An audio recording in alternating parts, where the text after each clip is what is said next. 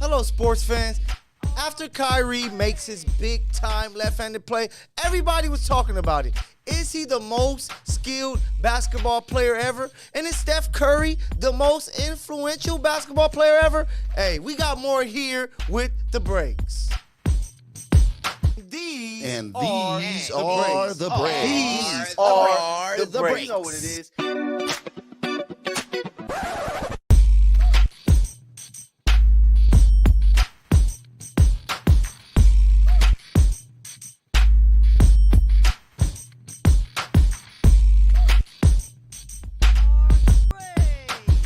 Thursday, everyone. Thank you so much for joining me here with the breaks here in Infanity TV studios, where you're going to get all the latest and greatest when it comes to the sports world. So before I talk about Kyrie, before I take you to my takes on Steph Curry, we have to talk some football, baby, because the draft is a month away. It is nearly here, going to be taking place in Detroit. Yesterday morning, I was there for USC's Pro Day to watch Caleb do his thing. And, hey, shout out to USC. They had 22 guys that was there participating in their Pro Day. They always seem to find players that are going to make it in the league. Brandon Rice had a good day out there catching some passes, running some great routes. Shout out to Taj Washington, who made some plays. He's a guy that you're going to start hearing more of his name as we get closer and closer to this draft, because this draft, everybody's talking about it. They're saying this may be the best draft when it comes to wide receivers that you're going to see ever, possibly ever. Of course, we know it starts at the top with Marvin Harrison Jr., who decided not to do his pro day. But it's so many weapons that for those NFL teams, they're not going to go out here and spend crazy monies the rest of the way for free agency, because there's so many receivers that they can draft. But we know pro day, when it comes to USC, was all about the QB. And Caleb Williams, he did his thing. He made all the throws. They made it real simple. They gave him a simple script. He said, do this, and you're going to be good. He didn't run. He didn't do any shuttle drills, because you don't have to. And he talked about it. He said, this is my brand.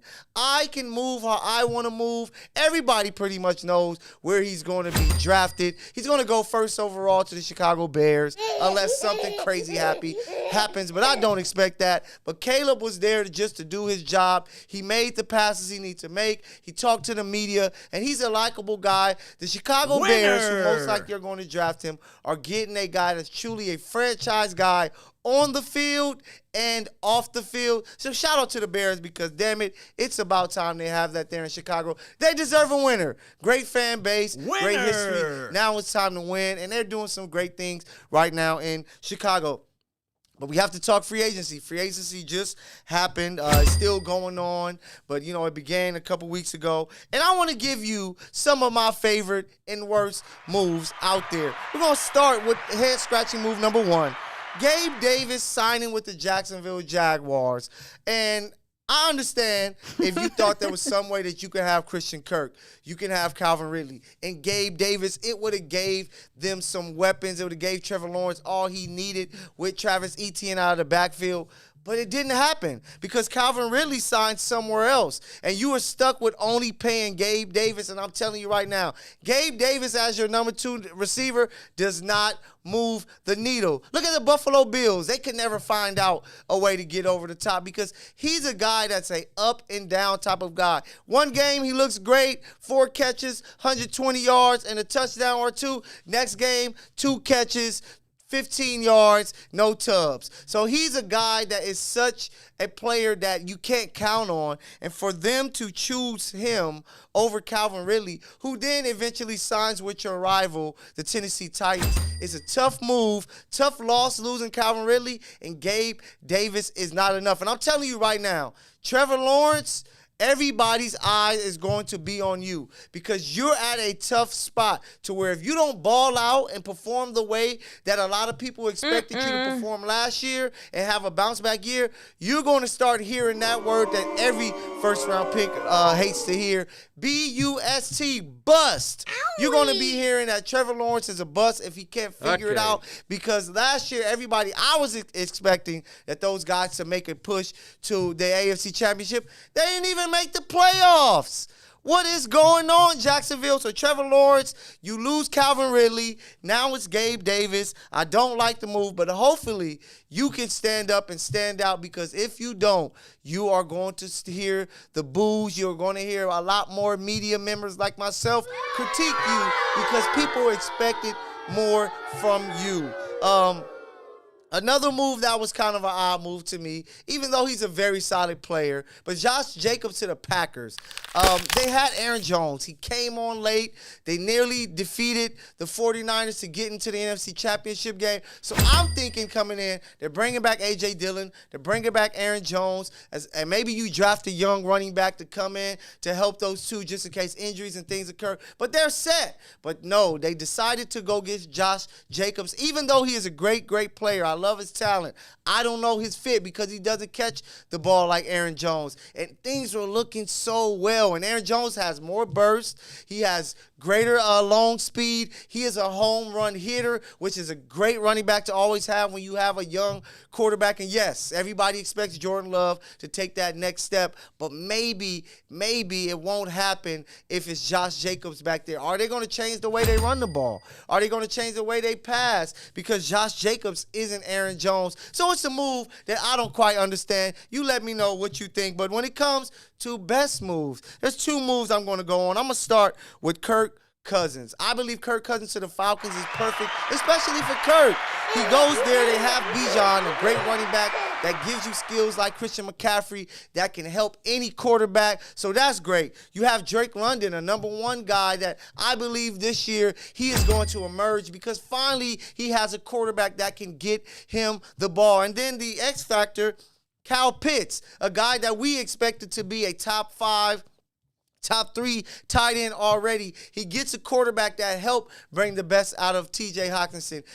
Drake London gets a quarterback that helped make Justin Jefferson. And now with Bijan, and it's perfect because Kirk is going into this division possibly already the best quarterback on a team that, hey, maybe you win 10 games, you win that division. So shout out to the Falcons. It seems like they got it right. As long as he's healthy, and Kirk's a veteran, he's going to figure it out. He's going to get healthy, and I believe he's going to help push that team into the playoffs. And then my favorite move, it has to be, of course, the Kansas City Chiefs were able to bring in Marquise Hollywood Brown. It is the perfect deal. It's a one-year deal worth up to $11 million. It's a great deal because you don't have to be stuck with him if he doesn't ball out. But if he does, he brings him some explosiveness, a guy who can stretch the field like a Tyreek Hill. He brings him a guy who's been a number one weapon with the Ravens. He was a number one guy with the Cardinals. Now he's here to play with Rashee Rice, to play with Travis Kelce. He's already on the field getting some work in with Rashee and Patrick Mahomes. He is the perfect player, the way that the Chiefs like yak guys. He can catch the ball and make things happen with yards after the catch, and he can take you deep. So I'm excited for this. I know the Chiefs Kingdom is all excited for this move, and I can't wait to see him on the field. So you guys let me know what you think. Do you agree with my head-scratching moves? Do you like Josh Jacobs to the Packers? Do you like Gabe Davis to the Jags? And what do you guys feel? Did I get it right? Kirk Cousins, is that one of the better moves? Because I believe that he's going to unlock those weapons with the Falcons. And, of course, Patrick Mahomes with another weapon. You bring Hollywood to KC, it is going to be some big-time football there. But, hey, I'm not done. I got more for you. You know it. I'm the guy that's here to serve you with all the greatness, here with your favorite show, The Breaks.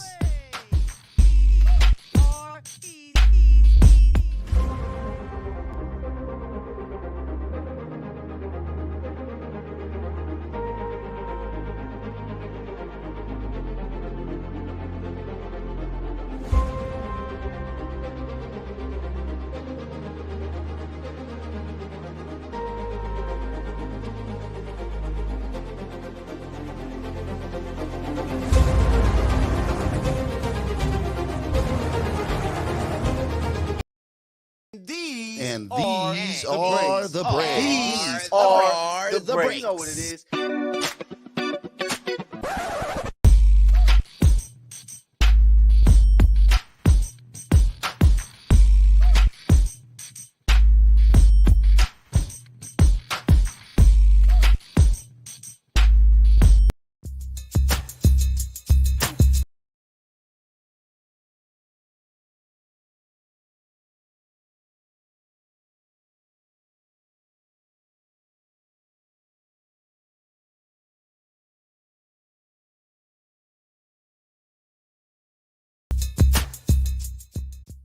Profanity Nation.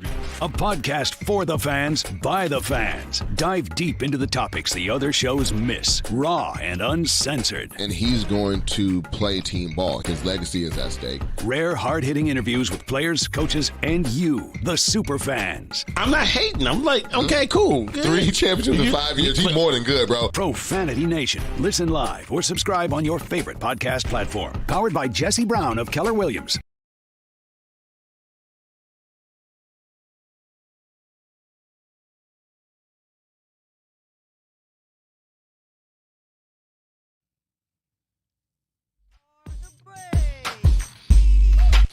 Welcome back to more of the breaks with your guy, Mykell Mathieu. And before we talk NBA, we got to go with a little break it or leave it, where you can let me know if you like or do you disagree with some ideas that people are bringing forth. And one of the ideas I've seen being shopped around or thrown around is, should the NCAA add more teams to the tourney? And I know the tourney is kicked off today. It's been a lot of great basketball, some great games actually earlier today. But when it comes to the tournament, I believe that it needs to stop at 68. 68 is enough. I'm hearing 75 teams possibly being in it, but we can't reward everybody berth in the postseason. Making it to the tournament is a big, big thing, and it should be the best of the best teams. Of course, we already have the teams that play well throughout the year, the teams that win the tourneys, but we can't let everybody in it. This isn't our participation award. We're saying these are the best 68 teams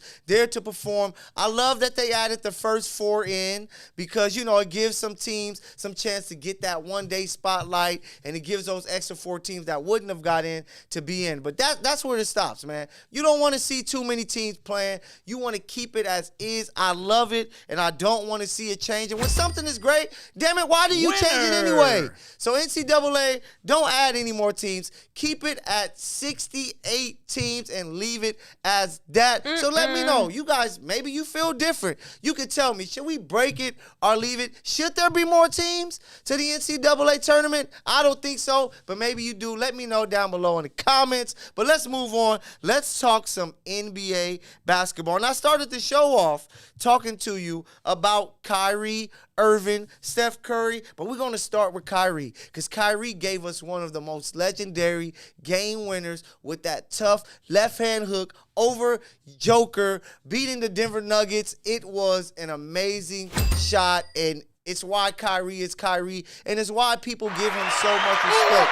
But a lot of people out here are talking about Kyrie is the most skilled basketball ever, and I don't agree with that. I really don't agree. I believe that the most skilled basketball player to ever play was Kobe Bryant.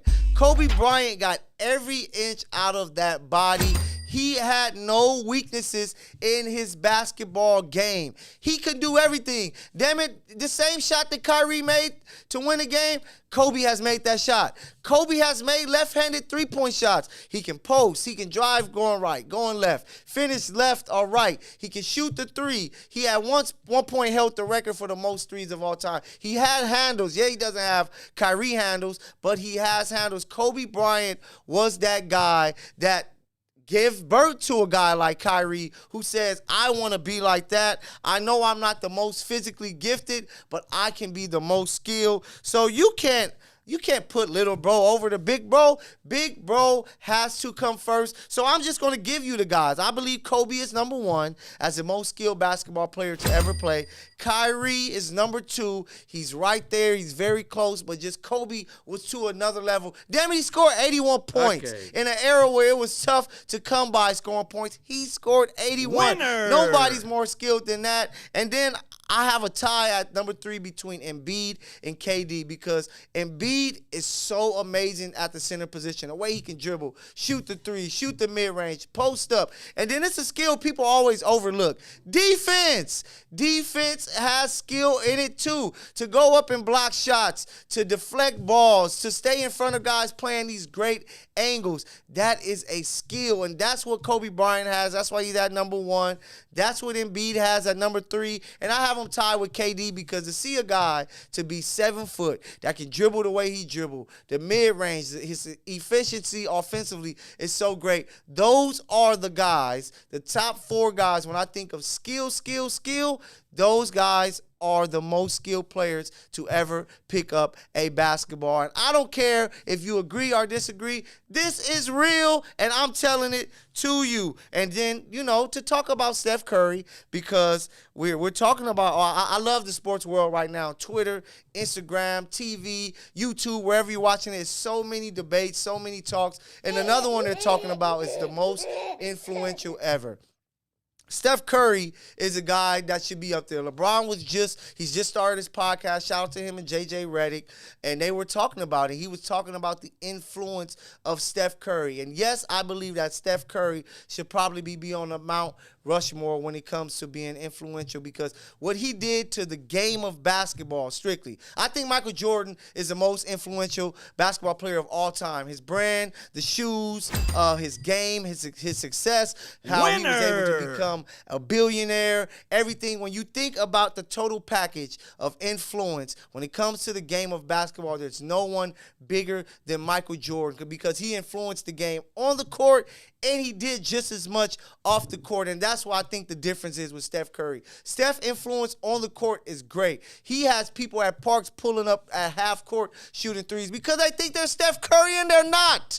That is great influence. He has kids in high school getting steals and not going for layups but shooting threes. That is great influence. But what Jordan was able to do off the court, we have not seen since. As great as LeBron is, as great as Kobe was, as great as all these guys have become, they have not reached the influence that Michael Jordan has. Michael Jordan is so great that his shoes still today are number 1.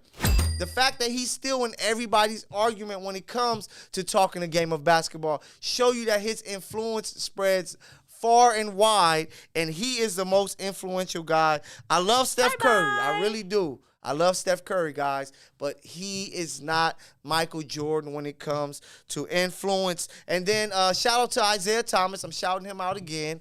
Last week I did so when he was on the show with Draymond Green. But now I got to give him a shout out because he agrees with me on one thing for sure. Or maybe this is the second thing because, the Steph not being a point guard thing. But Stephon Marbury, I truly believe should be a Hall of Famer. He had 7 to 8 straight years of 20 points, 8 assists. The guy went to China and created a whole nother legacy. Stephon Marbury was a player that if he played today, he would be even better. Him, AI, they started Steve Francis, Baron Davis, they started that trend of bigger guys who can go get buckets and also drop dimes, and that's what you see today. Marbury is possibly the greatest point guard to ever play in New York, to come from there, and he was just a guy that was just a great all-around player. He won a medal in the Olympics. He was a multiple all-star, and he was a face of not 1, not 2, but 3 different teams. Stephon Marbury deserves to be in the Hall of Fame,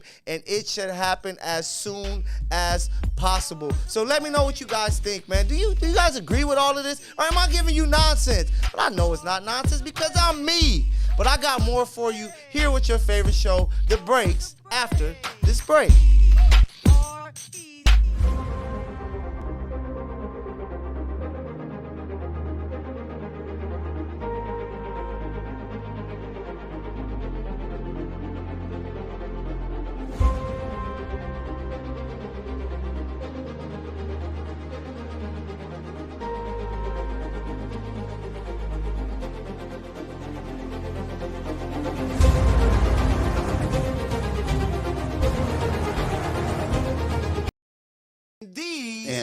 These are the breaks. These are the breaks. You know what it is.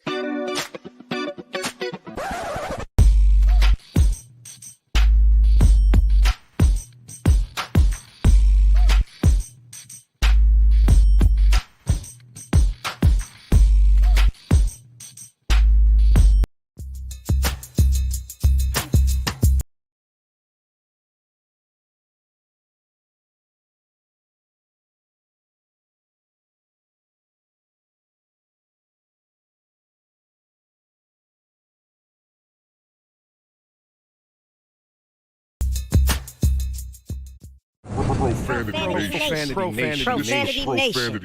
A podcast for the fans, by the fans. Dive deep into the topics the other shows miss. Raw and uncensored. And he's going to play team ball. His legacy is at stake. Rare, hard-hitting interviews with players, coaches, and you, the super fans. I'm not hating. I'm like, okay, cool. Good. 3 championships in 5 years. He's more than good, bro. Profanity Nation. Listen live or subscribe on your favorite podcast platform. Powered by Jesse Brown of Keller Williams.